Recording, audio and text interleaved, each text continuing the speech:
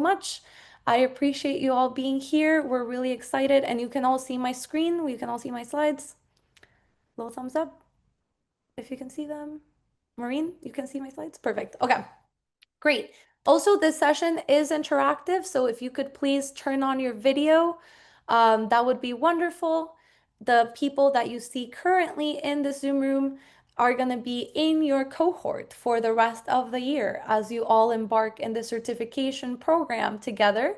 So that'll be wonderful for you to start connecting names to faces if you don't know each other yet. So that is perfect if you can keep that on, and we'll have a lot of breakout groups and chance for discussion as well. So we're in for a treat today, and I'm really honored to have you all here today. Thank you so much for your time and for joining us on hopefully, which is a sunny Saturday, hopefully in all parts of the continent today. I know Chicago's the first time we've seen the sun in 6 months, so that's wonderful, and I'm very excited about that. So thank you all, and we want to start off this session by thanking you for leading the way as leaders in your national federations in truly establishing change across disciplines, across members, both at the athlete level, coaching level, board level, staff level in your national federation, that'll make a lasting impact in aquatics, not only in your country, but throughout the continent. So thank you so much for taking this step in your certification. And we're excited to talk about Module 2, which is governance and leadership, which for you guys is an essential component of your leadership and your day-to-day. So we're excited to get going. And a quick note, we will be having breakouts. So if you could rename yourself to include your language that you want. So if you add, let's say we have, I don't know, Alicia, you could put Alicia Proud, then like parentheses English or EN. And for Spanish, SP, so that we know, or ES for Spanish, so that we know in advance how to select those breakout groups. That would be perfect. So thank you all. And if that's not possible, just make sure to write in the chat what's your language of preference, and we'll be sure to assign you to the correct breakout group. Okay, so with that, I want to get started and situating us a little bit as to where we're at currently in the certification program, which is for the entire year. So you finished your module 1, and now we're in module 2, which hopefully you have submitted everything on Moodle by now. I know some of you asked for some extensions. If you do need more time, please be sure to message me. If not, we'll mark it as not received. So if you do need a little bit extra time for the assessments, let me know, and happy to discuss options. So great. With that, here's the agenda for today. So we'll do a module review of all the key concepts that you covered, and we'll have brief discussions on that. That's where you'll go into breakout groups and discuss the importance of such topics in your own practice of governance and leadership within your national federations. Then we'll go through a step-by-step process on governance and operational optimization within your institution. And that's where we will cover different topics that apply to any level, stage, size of national federation that you're a part of. Because here we have national federations from all over the continent that have different resources, different compositions, different organizational structures, different leadership systems. So we'll make sure to address overarching concepts that are applicable to whichever stage, size, or context that you're in as well, as we know that is very important when leading a national federation. After that, we'll go into a discussion, and that'll be both in breakouts and in general group discussions so that we can all engage in knowledge sharing to expand our not only individual practice, but also engage with each other and figure out the way forward for leadership and governance as a continent so that we continue the Pan Am Aquatics mission and vision for growth in developing this vibrant aquatic community across the Americas. Then we'll go into our activity, which if you've gotten to the assessments portion in Moodle, you submitted your proposal or mini pilot or a combination of both. Some of you did both, so kudos for those who did. So we'll assess that. You'll have a chance to share your ideas with your team that you're assigned to, and you'll get individual feedback for that. Today, you'll get that live from your peers, and you'll receive personalized feedback from me and the committee for the certification program for you to do a revision of that, which will be the final step of this module. And then we'll do a quick debrief, and then you're good to go to enjoy the rest of your Saturday after an enriching session, which hopefully we'll have today. And I know we'll engage in really enlightening conversation here.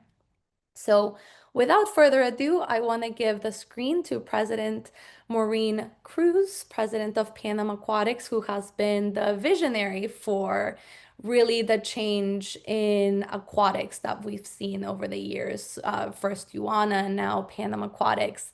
And it's truly this vision of change, not only through an individual level, but also a macro level. And that's how you've seen all of these events, initiatives, truly focused on education, engagement, and community as how we build a stronger aquatics body across the continent, including all age groups, all members, including athletes, coaches, officials, national federations, all age groups, all levels, from youth to masters to elite.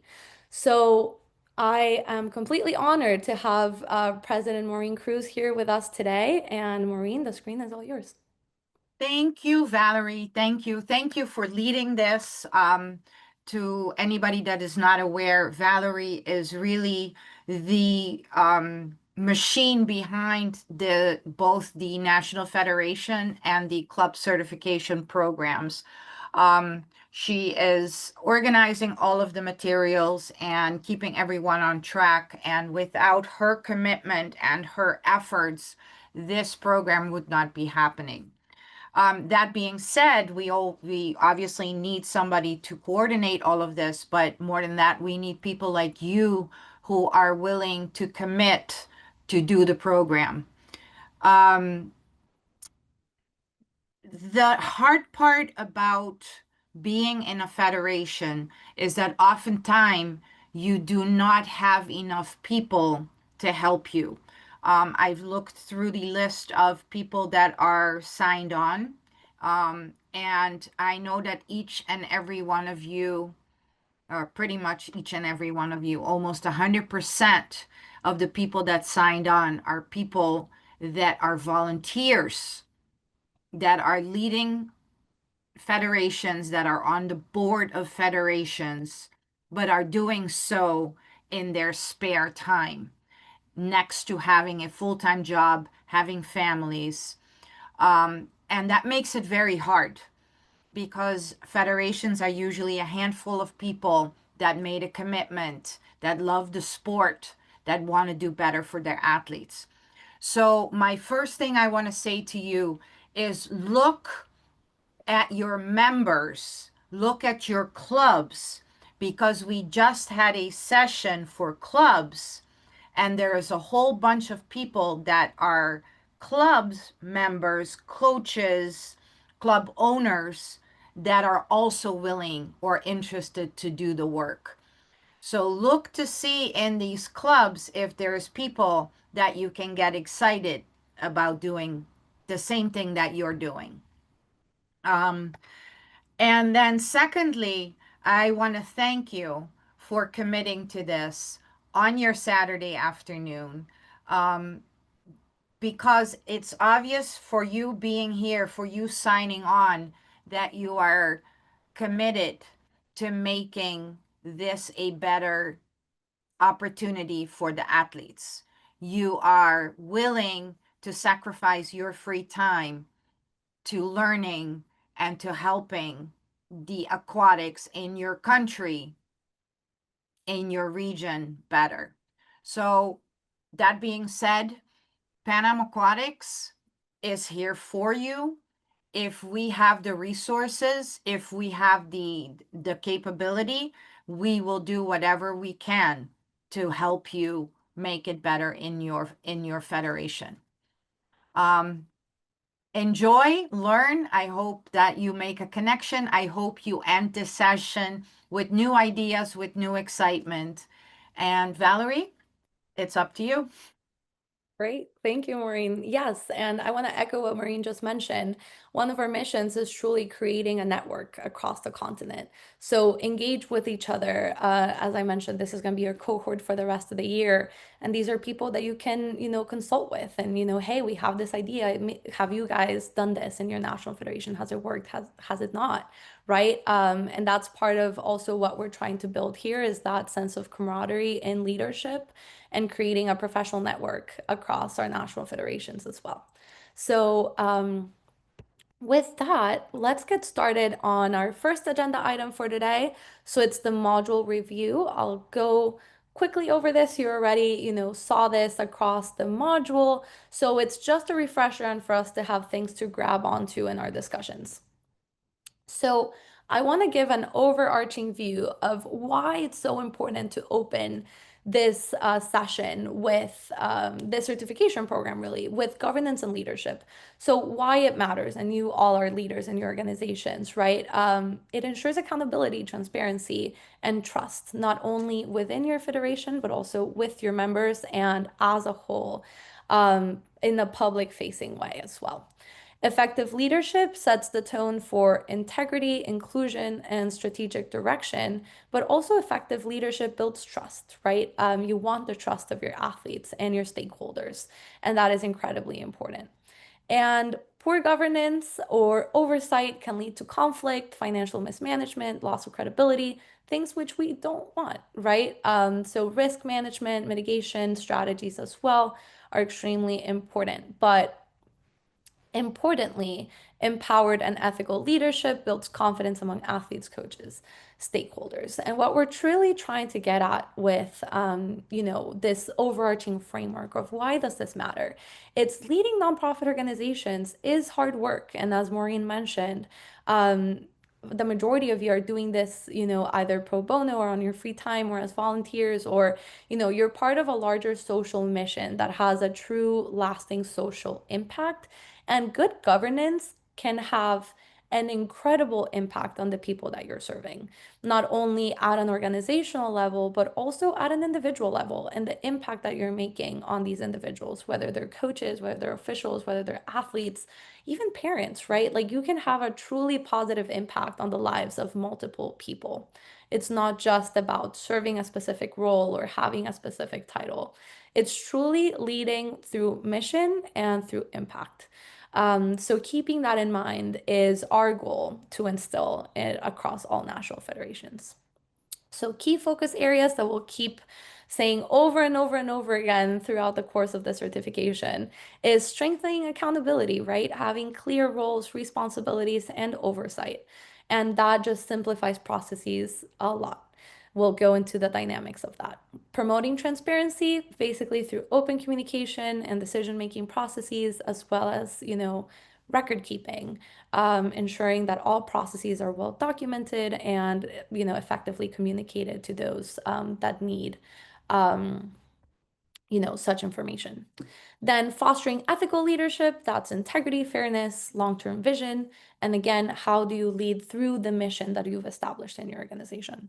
And last but not least, building that inclusive governance. That's not only through representation and voice for all stakeholders, but also including different voices across the table, even within your boards, even within your staff, even across that joint meeting as you might, or that multi-team system.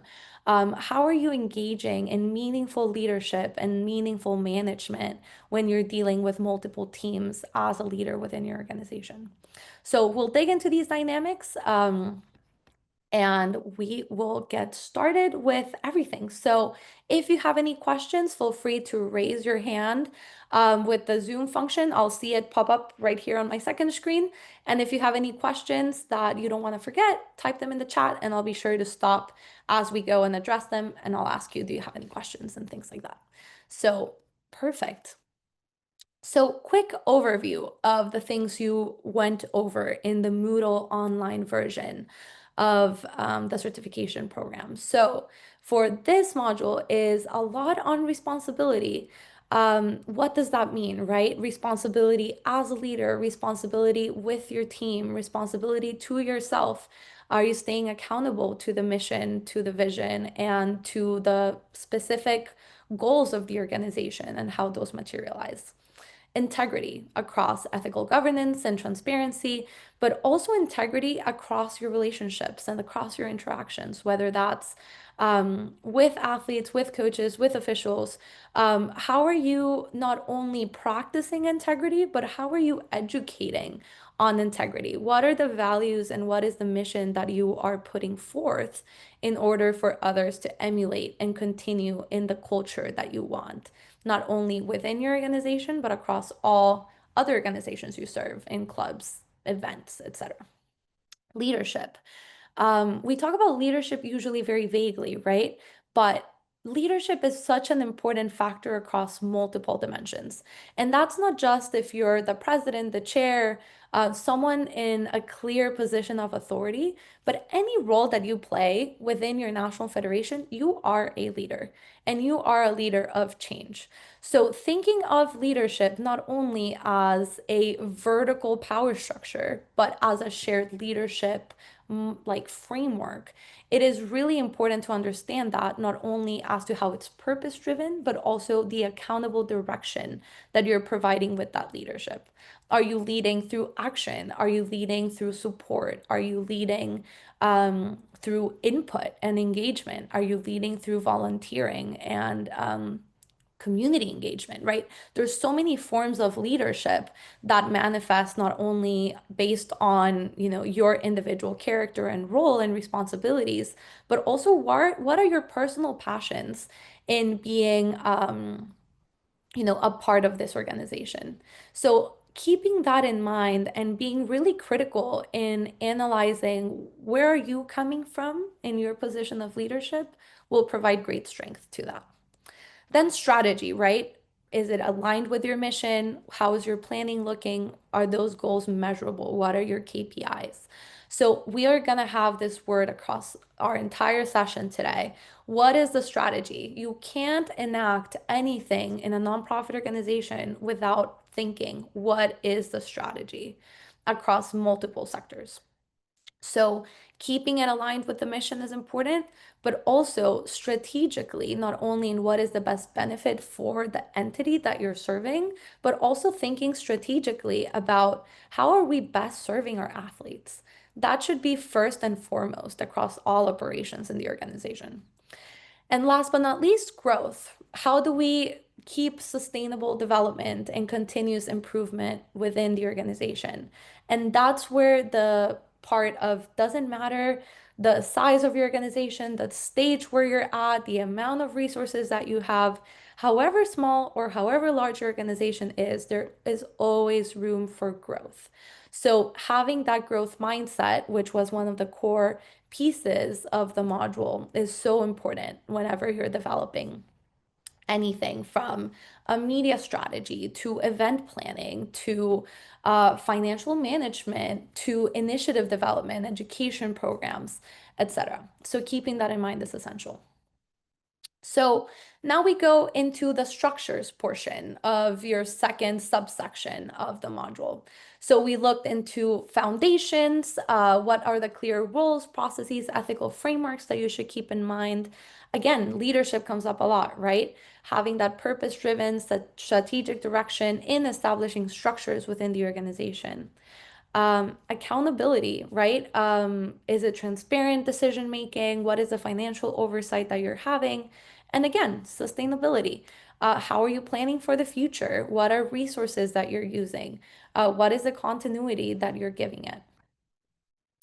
Then, when we talk about policy and risk, we looked into clear frameworks for policies, for governance and conduct. We looked into compliance and how do you align with legal and ethical regulations. And that's not only incorporating policy into your organization through bylaws, codes of conduct, codes of ethics, even, safe sport codes. That's really important, not only in establishing them, but complying with it. How do you get buy-in from your members in, getting them on board with your vision, your mission, and having that organization run smoothly? Then risk management. How do you identify, prevent, and respond to any threats? And again, integrity comes up, right? How do you uphold that transparency, fairness, and accountability across policy and implementation? Then we go into financing. We looked a lot into governance and how transparent policies and financial oversight play a big role. We looked into budgeting, what are strategic planning and responsible spending, practices that you can implement, and fundraising, right? I know a lot of different organizations run differently, you have different revenue streams, but really thinking through what is that diversified revenue and what are the strategic partnerships that you can form in order to improve not only the types of income revenue that you're getting for the organization, what is that looking like, and also who are you serving with that, right? So thinking of any fundraising or even just funds that you already get from different revenue sources, where is that best served? Who are you serving? What is the strategic direction? Again, thinking of strategy as a whole as your overarching framework when you approach decision making is incredibly important. And again, the theme of sustainability came up a lot. What is that long-term financial health and impact that you're looking to have with your organization? And last but not least, we looked into media, right? The importance of visibility, not only to boost your presence through strategic messaging, but also really having a very clear message as to what your organization stands for. What is that engagement that you're having with your athletes, your fans, your partners? Really engaging in meaningful connection, not only in sharing news, updates, records, like important information, slash, you need to fill out this form usually, right? That's a lot of the emails that you guys have to send out, but also how are you meaningfully engaging with your stakeholders? And that is a really important part of media communication. Then we looked into strategy. How do you align your goals with content and outreach plans and having that incorporated into your existing or newly founded structures is really beneficial. And last but not least, identity, which is important across all of these topics. And that is consistent branding across platforms, across initiatives, across events. How do you keep that core of your organization alive and well, front and center? So thinking through as an overarching structure of governance and leadership, I want to lead us into this discussion through a lens of actually marketing and branding. So it's truly how do you establish your organization forward through strategic communications? What is your mission? What are your values? Those are usually established. Have you revised them? Has your team looked into, what does this mean for us as we go into new eras of the organization or new periods of growth? How does that change your revision of that mission, vision, values?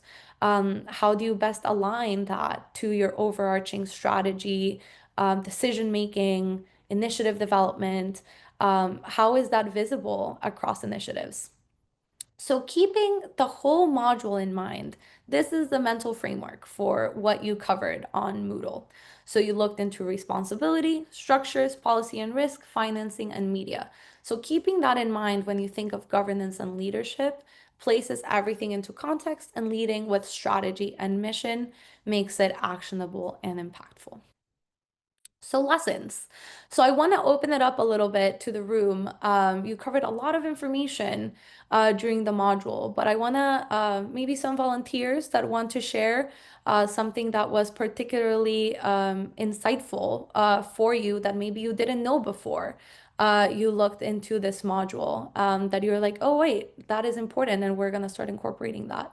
So I'll take a couple of volunteers. If not, I'll pick two people to share. So if you want to share, go ahead and unmute yourself.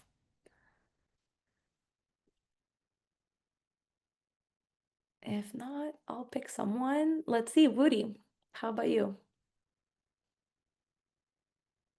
You're like, oh no, no me.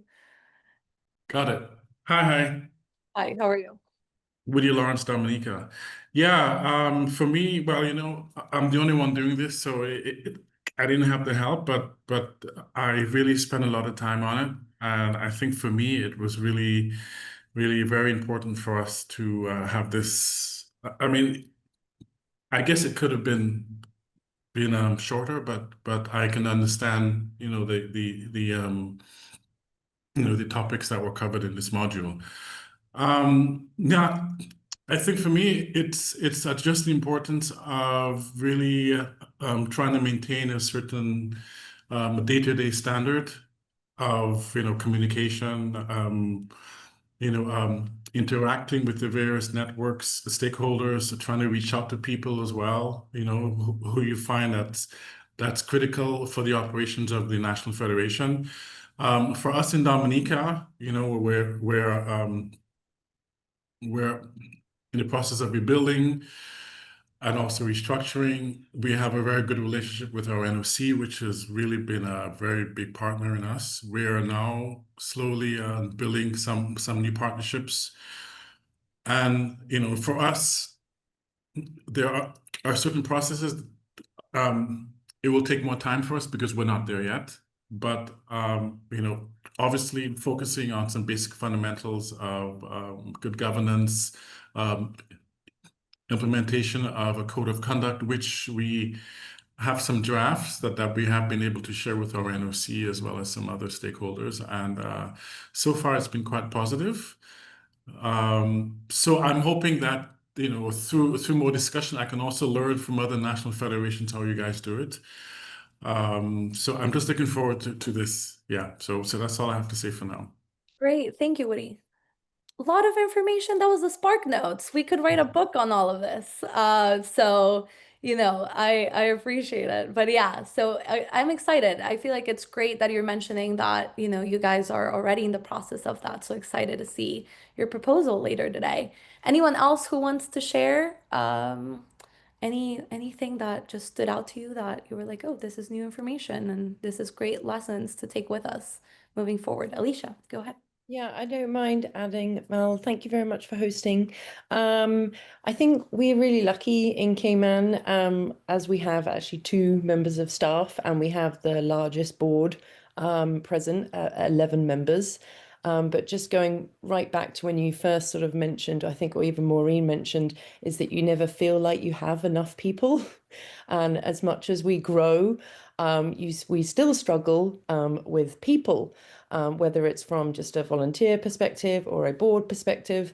So going back with where, again, echoing what Woody said, it's working with those stakeholders and making sure that your communication and your transparency is all good with your sponsors, your clubs, your secretaries within your clubs. That's really important, and making sure that we are all on the same page. For me, going through this, it was quite ironic that I had just attended a Governance R3 Foundation conference here only like 2 weeks before. So I went through governance at a high level, again here with loads of MPOs. So the two things have really come close together at good timing. And it made me think more about how we need to nurture our board, especially when we have new people coming on and the terms, whether it's 2 years someone's on the board, or we had our longest standing secretary, I believe, for about 12 years, and she just stood down. So I think we need to nurture and have a better onboarding process when it comes to new board members. Otherwise, they feel like they are kind of helpless, but they do want to help, but it's directing them and guiding them and making it a smooth process would help everybody all round. So sometimes it's all well and good saying, oh, I've got a board of 11 members, but how many of those members can actually effectively help you? I feel like that is probably one of the things that I'm going to be taking away from your presentation, and just going further and working closer with the secretary of our board and, yeah, the president. So that's my little note, the board. Awesome. Well, thank you for sharing. Yeah, and that goes very well to our discussion of, bandwidth, right? And how do you incorporate that also with, as you mentioned, little staff, but the great importance of the board. And I think, Professors Allison Henry and Liz Howard are experts in, nonprofit management and especially, like board essentials. So you do have those resources also available to you. We linked them on Moodle if you haven't had the chance to look at them. Northwestern University actually provides, and they very generously provided that free of access to us. So you have all the nonprofit essential from the Kellogg School of Management free to you. So any resources that are also, useful on that side, I hope that's great. But no, thank you for sharing your inputs. And yeah, again, staff board relationships are so important, and in nonprofit management, that is something that we need to negotiate a lot of the times, right? Board advising versus staff implementation, and how do we find that alignment in the sweet spot where we can get, initiatives going and creating meaningful impact. So thank you for sharing, Alicia. So with that, let's go into our step-by-step governance and operational optimization. So as you go through, feel free to take notes. You'll have access to the slides. But everything here is tailored, again, to apply to any size national federation, any size resources, and through your specific projects and proposals, we're happy to work more specifically with you on your specific context across your national federation to best implement any proposals that you have for change. So with that, what are those strategies for stronger national federations? So a strong national federation doesn't happen by chance, right? It's built through planning, structure, consistency. And across all of the topics that we're going to cover next, I want you to keep these principles close and really top of mind. So setting realistic goals tied to your mission, right? We can have lots of ideas, lots of things we could do, but we got to stay realistic to the scope of, our capital, both human capital, monetary capital, time capital. Defining roles very clearly, right? As Alicia just mentioned, right? 3 staff members is very little, but you guys have been very efficient, right? So clearly defining roles is incredibly important across any size national federation. Documenting processes, even simple ones, even going back to Woody and, previous discussions we've had across, underwater chats, etc., all of these PAQ resources, documentation is so important, right? And keeping track for succession planning, for everything else, even if it's simple processes, what you guys are mentioning, right? A secretary stepping down after 12 years. Documenting that is so important for succession planning and ensuring that the organization runs smoothly as those transitions take place. And starting small and scaling. So what works for your size, your capacity, what is working, what is not, right? So even having checkpoints, the stop, go, revise surveys within the organization are usually pretty effective to know what is working well, what isn't, what needs revision. So what do you stop, what do you run with, and what do you revise? That is always a good plan to have ahead. Now let's start from the beginning up towards implementation from here on out. So grounding your federation in purpose. So again, what I mentioned, if you don't have this already, it's incredibly important for you to establish your mission, your vision, your values, which lead to goals. And that's when you can evaluate your outcomes, both through inputs, outputs, matrices. So you lead with strategy and purpose, and you revisit and update measurable outcomes. So that's when your key performance indicators come into play, whatever that looks like for your organization, whether that's enrollment, retention, number of community served, number of athletes served, number of officials served, however that looks like in your organization, and how can you not only revisit that, update that, and upgrade it as your capacity grows or as these systems become more automated. Mapping your governance structure, that is incredibly important, not only in roles, committees, decision paths, but also in that general organizational structure. How is your organization running in this governance framework? So establishing bylaws, roles, a clear organizational chart, leadership structures, and responsibilities is essentially important, regardless of the size of the organization. Establishing chairs for specific functions and operations, sharing leadership is also important, right? Our primary leaders can't do everything, right? Also, delegating has its bounds as well. So having that established structure, and that's actually part of my research in organizational management, organizational psychology. There is proven research that shared leadership is more effective than your traditional, hierarchical power structures and leadership structures. So thinking about how leadership is shared and distributed across your organization while maintaining true to your organizational chart and, operations is essential. So how are you creating leaders within your organization? That's a key part of it. And a lot of the things that are happening now is, as you mentioned, right? Like we have this transition of people coming in and out of the organization. What are the types of people that you're bringing into the organization, right? You want talented, insightful, passionate people, right? That care about aquatics first and foremost, that they believe in the mission, they believe in your leadership. And that's how they're able to get on board and create this meaningful change. So, truly, how do you engage those stakeholders? Is that, retired athletes, active athletes that want to start getting involved in a board position, maybe if they're not in the capacity yet to be staff? How are you engaging those voices, experiences, expertise, right? So thinking through these things as to generally overarchingly how you're mapping your organizational structure is essential. Now we go into establishing a board and committee operations if you don't have one already, or if you're in the process of reshaping your organization, or if you're a new organization. So keeping consistency across all these operations is essential. So that means in meetings, policies, codes of conduct, any consistency in meetings, agendas, protocols, that is essential to keep order in the organization. Everyone knows where they have to be, at least at specific points in time, to check in and revise and revisit so that you don't leave people, as leaders, sometimes we might forget that some things we think are intuitive, sometimes they're not, right? So keeping check of all those committees, teams, and leaders is essential. So establishing a good structure for that is important.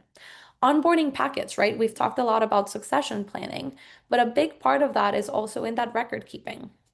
What are easy transitional, uh, you know, placeholders that you can leave out for people, right? If it's at specific parts of the organization, specific operations, specific to roles, how can you start developing that, intuitively within your practice, is important. And to give you an example, something that we do in our athlete committee is that anything that is recorded, anything that is done is kept in a single Google Drive folder with clear role expectations and responsibilities and across different initiatives. Who is the task force in charge of it? Who is the primary leader within that subtask? And they create several outlines of how did we do this? How was it done? How did we communicate and operate? And it's a simple Word doc, right? There's not a lot of work that goes into it. You can do it in 5 minutes, but you're building out that succession plan. And Suzanne gave great examples on how to do that as well. So the define, sorry, that's a typo, but power and term limits as well. What can we do in order to establish these power structures and decision-making processes, and signing a code of conduct. That's just good practice. Having clear bylaws, having clear policies, and even having, if you may, a more informal commitment agreement, right? How are you contributing to the mission? What are your roles, responsibilities? How do you keep each other accountable? That is also a great way to establish a culture within your organization. Then building a mission-aligned team. People drive your strategy, right? The people you have in your organization are essential to its success. You can have 20 people that, are not mission aligned and are not going to be as effective as 3 people in your staff or your board, right? So having those key people in the organization that not only align with the organization's mission and vision and values, but that are also deeply invested in the organization, right? Those are the types of people that you want. And that's assigning with purpose, matching roles to not only mission critical needs, but also identifying people's strengths and knowing where those placements are more effective. Sharing the vision, right? Connecting daily work to long-term goals, recognizing distinct contributions. That's something we usually forget in the nonprofit world, right? It's always like, what's the next thing and what's the next thing? It's a never-ending cycle. But truly taking the time to stop, reflect, and recognize goes a very long way.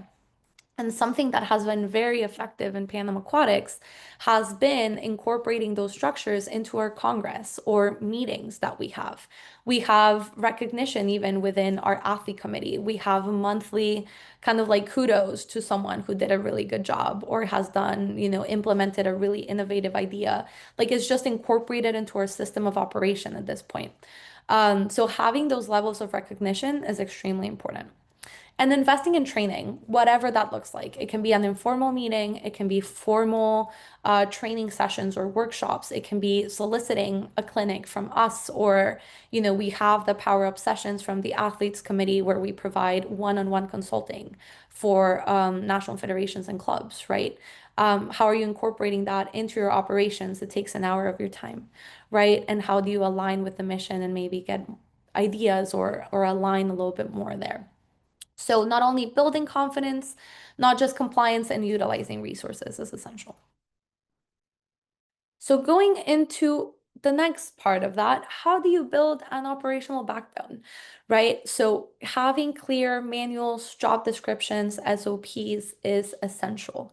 And for simplicity and organization, having a very clear tech structure as to how that works within the organization is incredibly useful.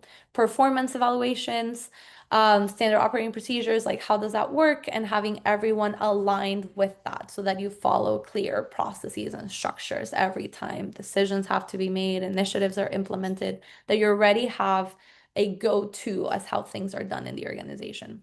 And automating things, right? There's no need to redo something that has been done already. So even if you think you're the first one doing it, potentially not. So use that network that we're building throughout the continent, right? You want to build a safe sport program and you don't know where to start. I can assure you that at least 5 people in this room that I'm seeing now already have that established, right? Reach out to people, reach out to us. Do you guys have templates? Who can we talk to, right? Imagine how long it would take you to start meetings, to start thinking through how to even start when there's people who already have done it for years, right? And are more than willing to get on a quick 15-minute chat with you and guide you through and share resources, etc. So that's also part of what we're building through this program as well. And a quick note on automation, any surveys, anything that you're distributing across, it's really easy to quickly edit and, share. So no need to create things from scratch, no need to create documents also, over and over again. Automating as much as you can throughout these processes is going to be key. The next part, aligning strategy with execution. So how do you go from a lot of ideas, right? We have a lot of things we want to get done to actually narrowing that down into a strategic plan? How do you set then annual priorities? And how does that translate into monthly actions that you can have your entire staff, board, and overarching, like stakeholders, accountable to at that point? So breaking down outcomes by inputs is essential. So how do we do this? We assign teams and roles and we progress track everything. My favorite thing to do with this is keep using KPIs that fit context specifically. And that's context within the organization, that's context in specific initiatives, that's context within different operations within the organization. And a quick Excel sheet, literally what we call it in the nonprofit management world, is very much kind of like your KPI progress tracker streetlight. You have your green, you have your yellow, you have your red, right? So for each initiative or block of specific KPIs that you're looking at it, whether thematically or individually, you can keep track as to how that's going, right? A red is like it needs attention, it needs revision. A yellow is like, oh, we're getting by, right? It's good, but it kind of needs some work, but it's working out for now. Green is we're ready to go. It's working well. It's reaching our, you know, estimations, it's reaching our goals that we set out to, etc. So keeping track of your KPIs on a monthly, quarterly, annual basis will generally improve outputs to align your strategy with execution, because we can have a plan in place, but maybe things are not getting done, right? Or maybe you set out with one goal and the organization is doing 10 different things that are doing great, right? But keeping track of all of that is extremely important as you revise and continue growth and scaling within the organization. Next is strengthening financial governance. So clear budgeting practices, having clear processes for approvals and clear processes for reporting is essential. So a great way to do this, and we had a great panel of wonderful volunteers from our National Federation leaders at our convention in November who shared some of this, and they have the templates, and I believe Cayman Islands offered even to share their template, right? They have a great structure on how they do this, a simple spreadsheet, right? But that has been very effective for them, and they shared that process with us in the convention. So thinking of simple processes that are very, very effective goes a long, long way. So having specific templates that you use and can easily revise and that everyone has access to, like regularly updated, right? It's not just a spreadsheet we create one time and no one remembers where it is. It's something that you constantly open, revise, check, and recalibrate your operations based on that. Establishing approvals and reporting protocols, right? Who's the leader on that? Are there committees for that? Is there a particular role that is in charge of that? And sharing summaries to build trust. And that's, up to you how the organization is structured and what your policies are, but sharing internally with your staff, with your board, transparency even with your athletes and other stakeholders is a great way to build trust and knowing where the organization's priorities stand. So keeping that organized and available can be a great resource and asset. Then again, we talked a little bit about diversifying and stabilizing income, right? What are the different sources of income of the organization and what is within your possibility and scope? Is that sponsorships, grants, programs, events, fundraising, whatever that looks like? But knowing that every type of income source that comes through the organization, it is essential before you even receive that to identify what are the gaps in our operations and what are those potential new streams that will come, what are secured streams of funding, but also having the specific strategies in place when that income comes into the organization, where is it directed and how is it strategically positioned in prioritization on how that is being spent across stakeholders, across initiatives, across programs, across parts of your mission, right? If there's a specific grant that comes in, what is your priority and what is that specific goal of the grant? Is that learn to swim? Is that developmental? Is that elite camps, trips, etc.? Is that specific operations, right? Funding staff, funding technology, funding all these things. So knowing where your organization stands, having a specific, having your plan in place and having everything that you need very clearly laid out in a way that is prioritized will help this diversification a lot easier, because then you can know what types of income you need in order to serve the specific needs of the organization. Then prioritizing resource allocation. This is a little bit of what we just talked about, right? How do you do this? First, you evaluate the resource, you rank any needs of the organization, and then you properly allocate. So ranking initiatives by impact is incredibly useful, and you can use this like stoplight metaphor for tracking initiatives as well. And again, if you want to chat more closely, we're happy to help you build that out within your organization if you don't have that system already. But it's really good to know, like what initiatives are really doing well, what initiatives maybe are not, and maybe don't need that much funding or don't need as much capital, whether that's human or monetary. So knowing how to allocate resources, and resources, it's not just money, right? It's volunteering, it's staff, it's board energy, it's board fundraising, it's board engagement, community engagement. so many forms of capital that you have to consider and how you can utilize that in the best way. Maybe instead of, having to think of spending money on an initiative, maybe there's a community partner that you can just partner with and they're already having those operations and they're more than happy to step in and help you in establishing, a path forward where you're both accomplishing your mission for the organization. And that's very common within nonprofit management. Then document any decision making, right? How did you reach that decision? You will not remember in a year from now why you made that specific decision, especially if there were 20 people in the decision making. So keeping track, even if it's a line in that spreadsheet, why you chose that. Why was that in that specific moment a priority? Because it might not be in 2 weeks, right? There might be funding cuts. There might be something happening in the organization. There might be something with staff. We don't know that, right? So that's part of the risk management portion that you learned in one of the subsections of the module, right? How do we account for all of these things as the organization grows, develops, and how we navigate uncertain times specifically now?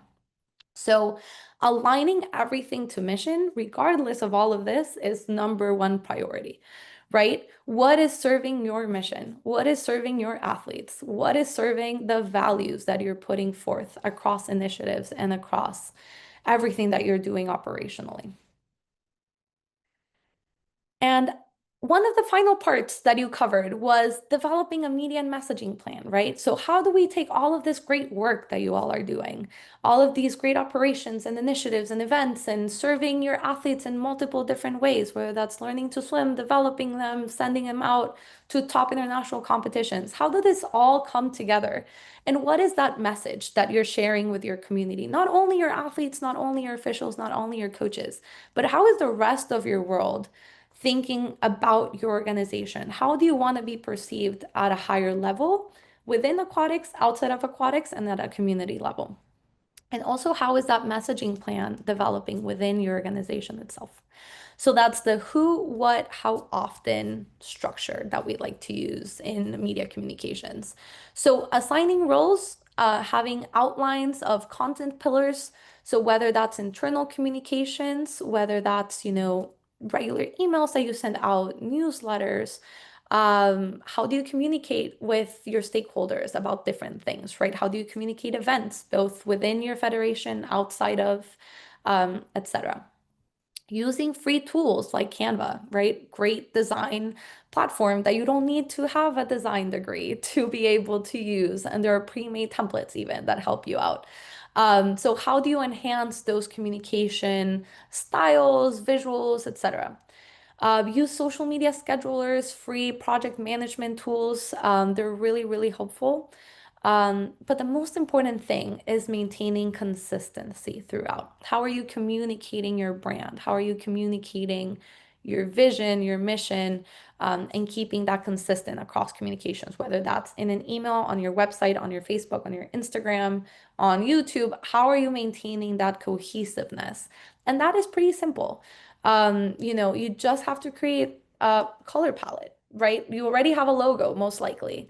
If you have a logo, you have a color palette, then you decide, that can be with if you already have a media team or if you have those chairs that you're going to appoint, right? Understand what we talked about earlier, understanding your team's strengths, right? Who's good at designing, who is an artist, who, like learn about your team more, right? Maybe someone is a engineer and they're like, oh yeah, I actually draw in my free time. They have an artistic eye and that might be your person for media if you don't have the staff availability for a media person, right? So understanding your team and how that can evolve is essential. And again, you have us as well as a good resource for any consulting on that front as well. And then we highly, highly encourage launching a strong digital hub. And what do we mean by this? And that's a digital ecosystem, if you may, of your website, your social media, and your internal communications, where everything is housed. Everyone knows where to find things. And it's pretty simple, one place to look in. So news, events, updates, policies, contact information, right? Contact as an exclamation point. Who can they ask specific things? If you have, again, that comes into roles in the organization, right? Maybe all the communication is coming through one channel And if you don't have the resources or the capacity in the organization, that might not be the best way to approach communication coming in, right? So maybe having who's your social media chair, who's your events chair, who's your any inquiries chair, right? Who's the I respond to all questions person, right? We know that there's always that person in the National Federation, right? So understanding that and making that available to the public is essential, right? Emails get lost all the time, and we don't want important communication to get lost because of that. So even if it's a quick section on your website, right? Contact information, contact this person for X, this person for X. Very simple structure there. So we suggest to make your website that hub, and then your social media to always link back to your website, and everything should be housed there as your go-to hub. So centralizing that information and connecting members in real time, right? So understanding maybe not everyone checks the website for, I want to see what event is coming up. They're not going to check that, right? So maybe if you send an email that links to your website where they can find all the information is more than, enough, because sometimes we send a lot of information just by email and they can't find it anywhere else. So also, how do you communicate to your members where this information can be found or what are other resources available to you? That is great. And involving stakeholders intentionally, right? That's the last portion of how do we connect all of this together. So how do you connect your athletes, coaches, parents, clubs, officials, volunteers, anything in between, including your staff and board? How do you create spaces for real participation? How do you consult, represent, and communicate, right? So how will you include them in your decision making? And that builds legitimacy, right? And I feel like a lot of the old thoughts in National Federation leadership and just nonprofit management in general is we don't need more voices at the table because we already know what we're doing and it's working. But sometimes we might be missing critical parts of the puzzle because we're not listening to our stakeholders. So a great way to understand this is a quick survey, chatting with people. Maureen mentioned this in the module in her presentation, right? Like being on deck and just talking to people, right? And have a little notebook, take notes, like a 2-minute conversation. Hey, what's working for you? What's not? How can we improve? Right? Do you feel heard? That's a great question I love to ask people. Do you feel heard? Do you feel represented within this organization? How can we do better? So having that growth mindset is key to improving operations initiatives and everything in between. Maybe you're just putting too many resources into something that might not be working, right? Or that people don't feel is really getting to them. So that's a little bit of how to do that. And again, you saw this in your module, policies, panels, reporting paths. Having this in your, online hub, your website is very, very useful so that people have quick access to that. And having not only written policies, but also having those systems of anonymous feedback and, if wanted, if you want us to know your name, having that option as well. But anonymous feedback is always a great way to go to understand anything you need to include in your protocols or assessing risk as well.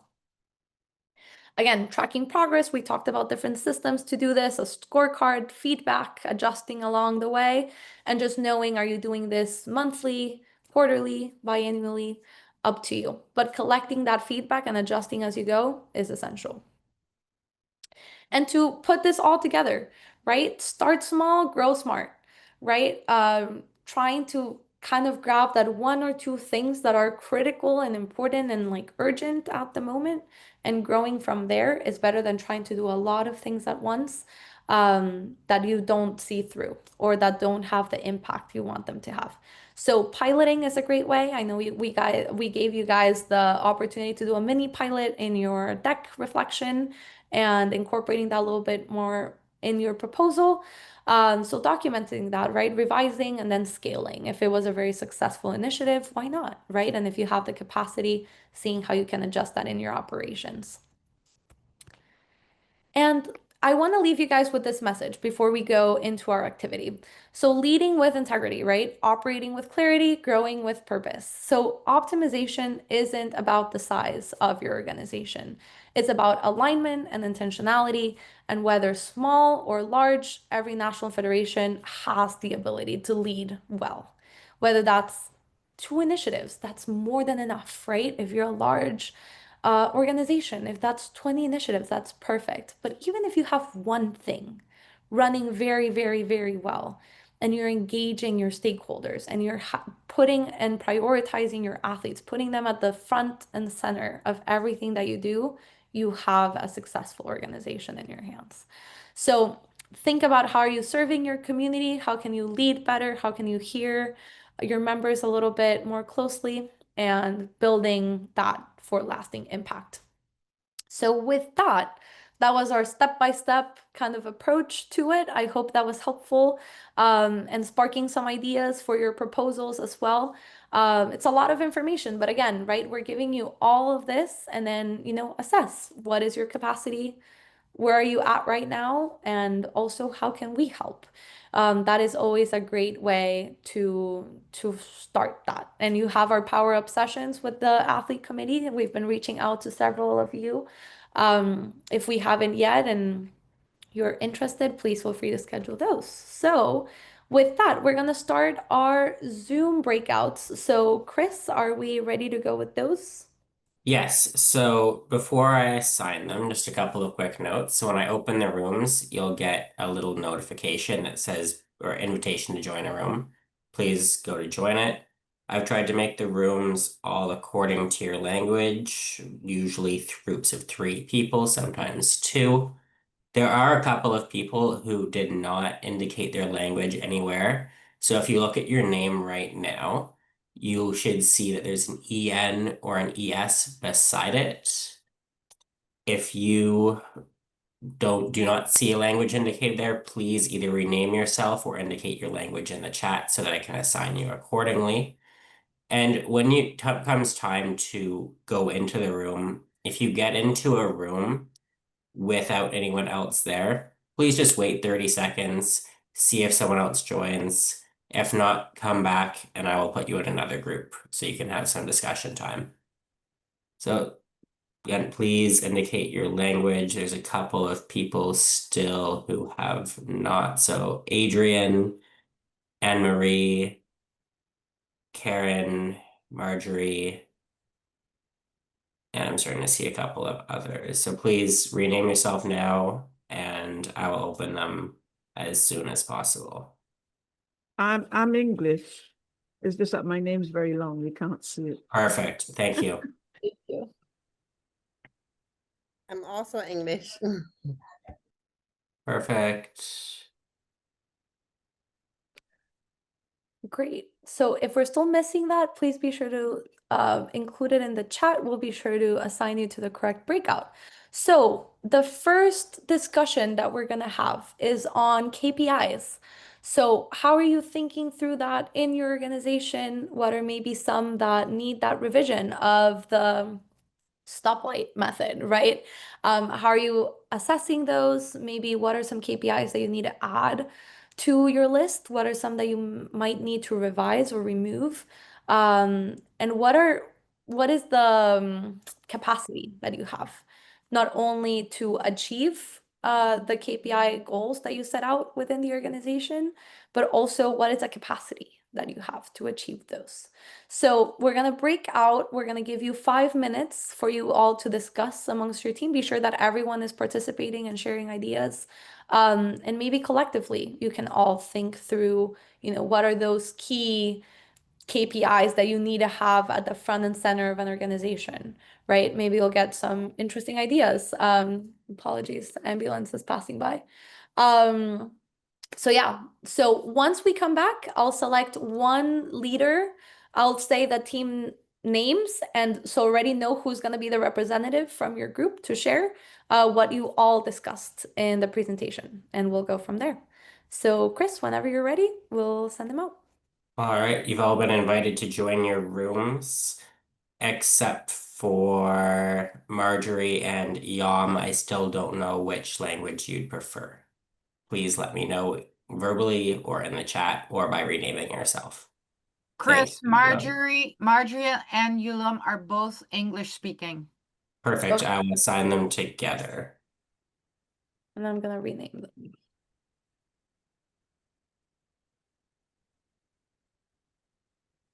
Perfect. Thank you, Maureen. So please click on the invitation to join each of the breakout rooms you've been invited to. And Beverly, I believe, is English as well, right? She's been assigned. Oh, but not renamed. So Oh, okay. Marjorie, you should see the join button on your screen to join your group. And Beverly, can you hear us? Beverly is active. I believe she has 2 devices going. Oh, I see. Okay. Can we pause recording?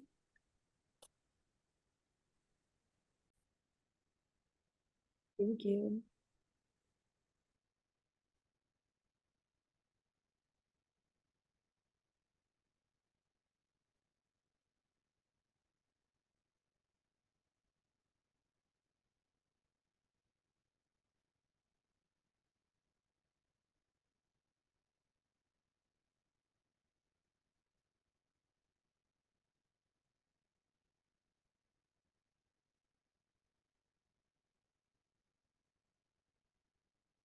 Great. Okay, so people are coming back with 10 seconds and everyone will be back in the room.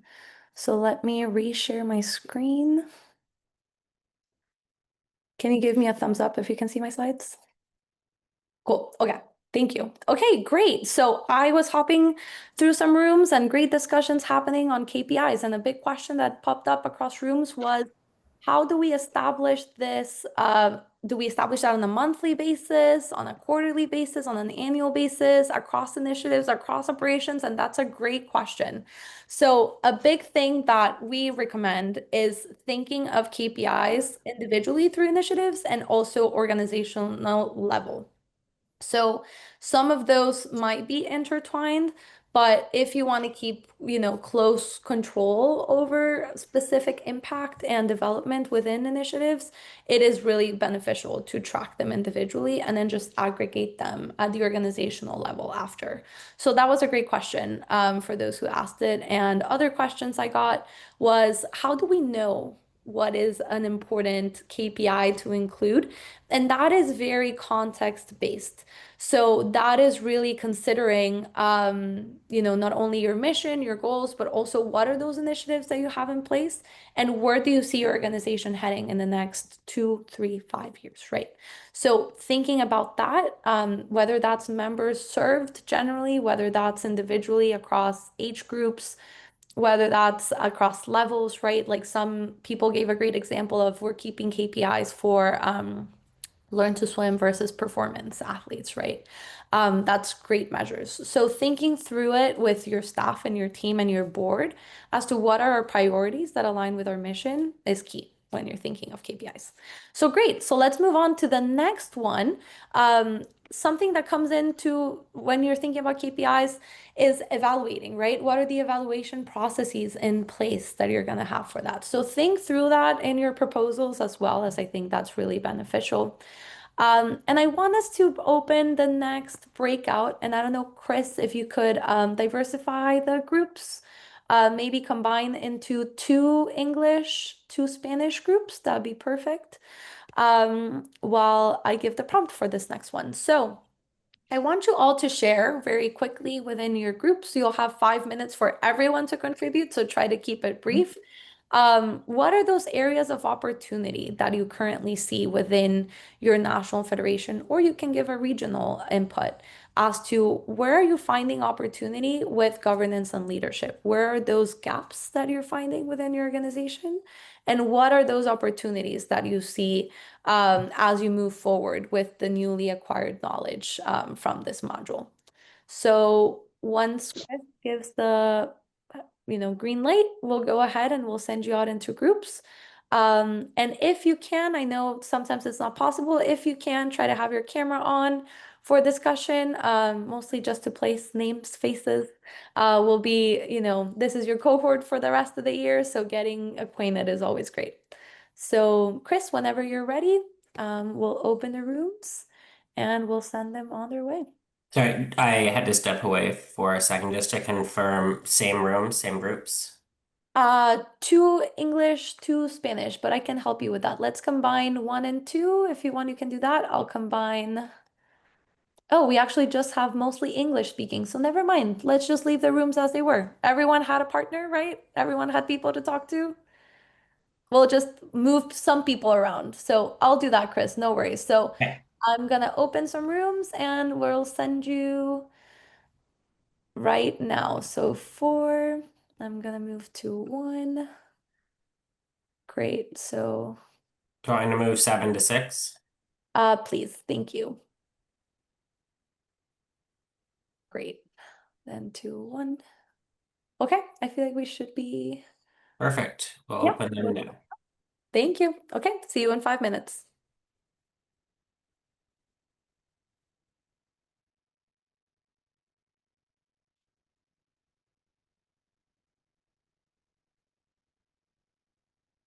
And we can pause recording.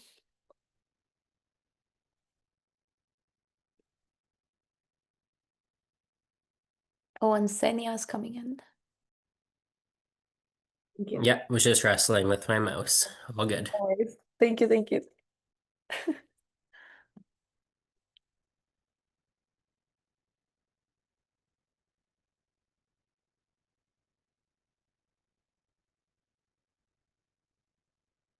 Great. Welcome back, everyone.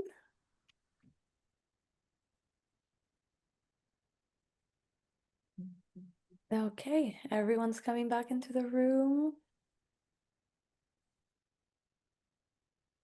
Okay, I think we have everyone. So great. I hope that was a great conversation. I hope that was just a departure point to starting to engage with your fellow peers, cohort members.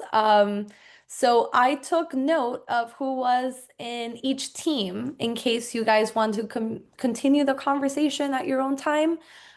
So I'll facilitate that introduction via Moodle so that you guys can communicate through the platform. If you want to meet again, feel free to do so. That's what we're here for, building networks and relationships amongst our leaders. So thank you for sharing your ideas and providing helpful feedback. So thank you guys so much. So I know we're right on time. So we're gonna do a little debrief of today's session and provide you with next steps. So congratulations on reaching almost the end of module 2 in your certification journey. So we're really excited for what's next. So couple things to keep in mind, right? Organizational change, where is that coming from? And how do governance and leadership play an important role in all of this? So keeping your mission, your vision, your values, and your athletes at the forefront of everything you do is the gold standard. Then proposal revision. So, soak in everything you heard today from the presentation, from what you heard from your peers. So think through that. And I'll be sending out individual feedback over the next couple of days. It's a lot of revisions between national federations and clubs for everyone enrolled in this program. So if you haven't heard from me in a couple of days, don't panic. I will get to your submission as soon as I can. And I'll be sending individualized feedback for everyone. So hopefully that's very helpful as you revise it. And you'll have 2 weeks from the moment you receive it to resubmit. And I'll send everything in an email so that everything is clear. Again, if you have any questions, always feel free to reach out. And it doesn't have to be a massive reconstruction of it. Just, anything helpful that you learned today, is helpful to getting you there. And if you have questions or want specific individualized feedback, several of you have already reached out to me and we have scheduled one-on-ones already. We've had great conversations and really moved the plan forward. So if that's of interest, that's our Power Up sessions with the Athletes Committee. And we're more than happy to schedule those with you to help you move your plan forward because it's been really helpful for several of you. So yeah, especially with clubs as well.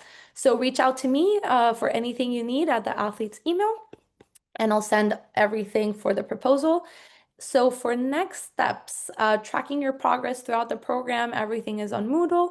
And next steps, I want just a quick poll here, raise of hands. How many of you knew that all of these are the current initiatives being held by Pan Am Aquatics and the Pan Am Aquatics Athletes Committee?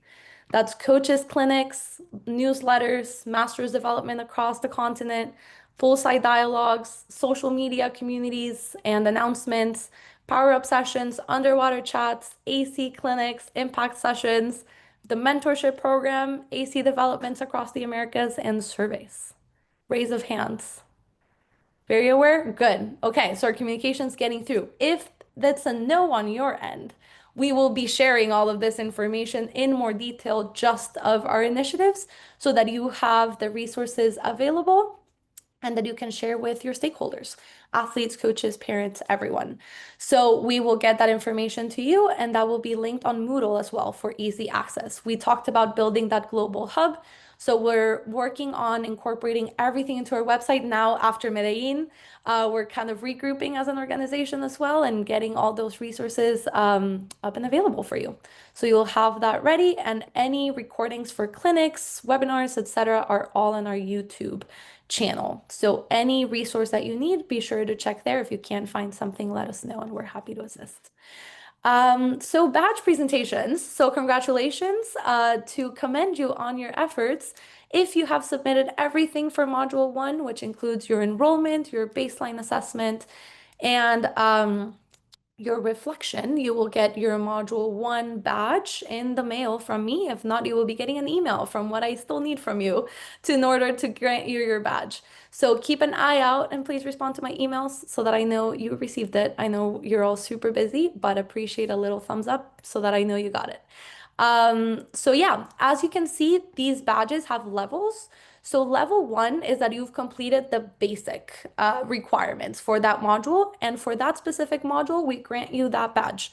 In order to level up, all the way up to level 5 is what we have available currently. It's through your continued demonstrated involvement in each of these subject areas, for which we will have individual applications you can submit for us to evaluate and grant a level up. So that is something that will be in your radar soon. And for Module 2, it will be marked as done if you have reviewed all the content on Moodle, that you have completed the 3 assessments on Moodle as well, submitted your deck, completed your quiz with a grade of above 70%, submitted your initial proposal, and now your revised proposal in 2 weeks. So once I receive that email and check off the rest, you're good to go and you have your Module 2 badge. And you can rest and recover for Module 3.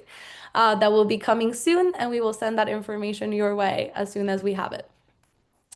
So why implementation matters, right? We are looking as leaders to improve any and all systems that we can throughout our organizations to better serve our members. So we at Pan Am Aquatics are extremely committed to also how we encouraged you to incorporate those recognition levels. We are also offering you that as well for all the great work that you are doing. After the completion of the entire program, we will be awarding specific national federations based on your demonstration of the quality of the work that you submit, the quality of your proposals, and the extent of your implementation of such proposals. We will be granting these 3 badges, which is the National Federation Excellence granted by Pan Am Aquatics. And that's 3 levels, gold, silver, and bronze. In the initial information packets, you'll see what each one entails. And again, all of this will be on Moodle for your review if you want to look into that. But this is the utmost highest award you can get for Pan Am Aquatics education and development. So that will be the gold standard, and these badges, you will be able to showcase them on your website, on your materials, and as you can see, they will have an expiration date based on when they were awarded to encourage continuous education and implementation of your programs. So it's an incentive of you can continue to grow, and once you reach that gold standard, how can we keep it there and keep improving, and how do we lift others up along the way? So that's our plan for the certification program. So next steps, Pretty quick next steps, be sure that you have everything submitted, at least for Module 1 and Module 2 by tomorrow. I will be going over absolutely every single enrolled individual in this program tomorrow at 8 p.m. Miami time. So everything has to be submitted before then on Moodle for Module 1 and Module 2. Then the proposal revision, you will have 2 weeks. I will be sending an email with that information as to how you can submit that. It will be via Moodle as well. Check-ins, please, please, please check in, ask questions. We're more than happy to support at any time. Try not to email office@Pan Aquatics for any certification program questions. Feel free to do so. They forward it to me as well. But straight line of communication, you can reach me at the athletes@panamakquatics.com email. Like very straightforward communication. And yes, Anne-Marie, you have a question. Yeah, I joined the program late, so I haven't done module one. And you No said worries. to do it by tomorrow night. So I'm Yes, not if you having send me any an weekend. Yeah. If you're missing information, if you're missing anything, send me an email and we'll coordinate individually, case by case. I know some people enrolled last week, so I understand, and we adjust as we go. So if you're missing anything or don't know what I'm talking about, send me a quick email like, hey, can you catch me up? And happy to do so. So yeah, That I yes, also I'll be missed a reaching out. module one. Perfect. So yeah, email me and we'll get in touch and I'll give you access to that on Moodle. Okay, perfect. Then making sure that you check out PAQ resources, we'll get you those. Check out our bulletins. Our team and Maureen do an incredible job at compiling all relevant and important information. So be sure to be checking those out thoroughly and taking advantage of all those opportunities. It's free. And it's of great benefit to your organization. And I'm getting some questions, so let me just double check that.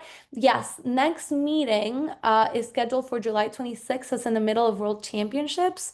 So with time differences, we might need to adjust. So stay on the lookout. We will have a live updated calendar and we will send a reminder for the next session so that we make sure we can be accommodating for everyone. So yeah, if you have any constraints, email me. As long as you email me, we don't mark you as like absent, let's say. If you have any questions, and we will make sure to adapt and provide you with the opportunities so that you don't miss out on this opportunity for networking as well. And yes, if you have questions about modules, just send me an email and I'll get to that. Yeah. Also, the decks have been larger than the software can upload. I left a note on there. If you're not able to upload it there, condense it to a PDF and email it to me, and I'll mark it as done. So, sorry, all relevant information will be either on Moodle or email me directly at athletes@PanAquatics and we'll get there. And yeah, so you'll have, and the email address is on the screen, athletes@panamakquatics.com. That's and Chris, if you could type it in the chat, that'd be perfect so everyone has it. Email us there. Any questions for any of our athlete committee initiatives or education and development programs, we're more than happy to support you in any way we can. And after your 2 weeks, you'll get a little break. After your 2 weeks of revising your proposal, you'll get a tiny break, and then we'll get on with Module 3. We've been doing our best to provide all content in English and Spanish, so we appreciate your patience as we prepare all materials for everyone to be able to fully take advantage of.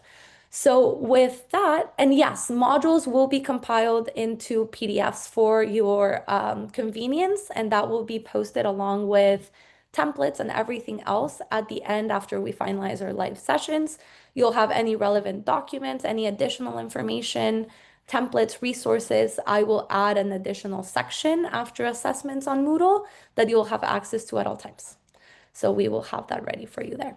Any other requests, feel free to let us know and we'll be happy to, if we're not planning on it, we're happy to accommodate and provide any resources that you may need. So with that, I want to give the screen to Maureen to close out the session, as we are incredibly grateful for you all and your commitment to the certification program. So Maureen, the screen is all yours. Before you do that, Valerie, was that athlete or athletes? Athletes@PanAquatics.com. Thank you. Thank you. Thank you, Valerie. Thank you all. We are already over time, so I don't want to keep you any longer on this Saturday afternoon, other than to say thank you. One little note, I have said it many, many times before already that aquatic leadership has changed, and that started at the top at World Aquatics with President Al Musalam. And one of the things that we have noticed from World Aquatics down is that communication between World Aquatics and the national federations, between Pan Am Aquatics and the national federation, it still needs to be better. Not everybody shares once they get information, and it kind of, sits in places. So at World Aquatics, they recently initiated the educational platform, the new one, which all of you have received a logging information. And I know that they already did their first webinar, educational webinar on that platform. If you do not know about it, please make sure you connect so that you can get registered on that platform. That being said, real soon we will have a new committee installed, and it's called the National Federation Relations Committee. And I am very pleased to say that for the Americas, Valerie will be the person on that committee. And what that means is that she is going to be working even closer with World Aquatics on all of the educational opportunities that World Aquatics has to offer.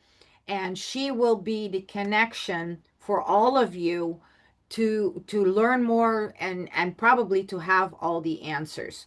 So hopefully with that new committee and with this new initiative between World Aquatics and the continental organizations, we will have an even better sharing of information and opportunities to all of you. So with that being said, I wish you a wonderful, wonderful rest of your weekend. And thank you again from the bottom of my heart for being as involved as you are in aquatics. Before you leave, Maureen, please.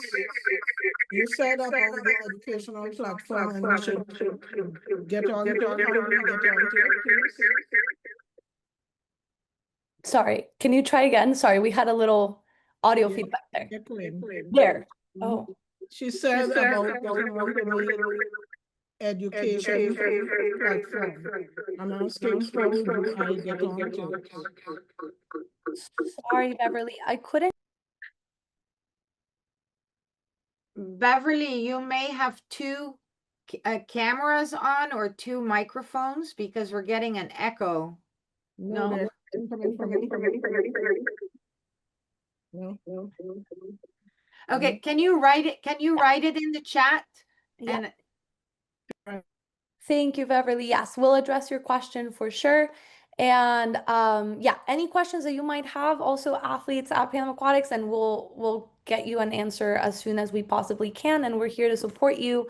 And again, please feel free to use all our resources, and would love, love, love for you if you could take 10 minutes of your time, either today or another day, to fill out this survey. This is a survey from the athletes committee that we sent out to the entire aquatic community for athletes, coaches, officials, and National Federation leadership and staff, to hear you and hear about any challenges that you might have, understand your needs better, how we can better support you. So yeah, if you could please fill out the survey. We'll leave this open for a little bit, so Okay. that you have time. now, let Yeah. me just answer number one. Lori, you asked if it's the Coral CORAL platform. That is indeed the platform. Each and every single federation, so Beverly here, this is the answer to your question. Each and every single federation received an email from World Aquatics to register for the Coral platform. So you need to go back to your federation, whoever receives the emails, which would be the office address. And I believe you are from Grenada, and it would be going to Gasa at Gasa, I think is your email address. Whoever manages that received that email, and then the federation registers, and that's how you get on that platform. If you're running into trouble, please email me directly, and we will work it from there. Yeah. Okay, great. Yeah. Any questions related to that, send that our way, and we're happy to assist, as we know we're over time, so I want to make sure that we can let you guys go and all the information that you need. So a little thank you to our partners who are making all of this possible as well, providing you with the utmost quality education development opportunities that you can get worldwide right here at Panama Aquatics. So thank you to them, and you'll be seeing a little bit more from them throughout the modules, as well as it gets more technical from here on out. So thank you again. I'll leave this here if you want to complete the survey now for your convenience. If not, it'll be in your email. And looking forward to continuing the certification program with you all. Thank you all for your time and your commitment, and you're very much appreciated, and I commend your efforts. So thank you for your time. Hope you have a great weekend. Thank you. Same to you. Bye, everyone. Take care. Bye. Thank Thank you. you. Same to you. Have a nice weekend, everyone. Stay safe. Same to you, Udi. Bye. Chris, we can stop recording now if people have questions or anything.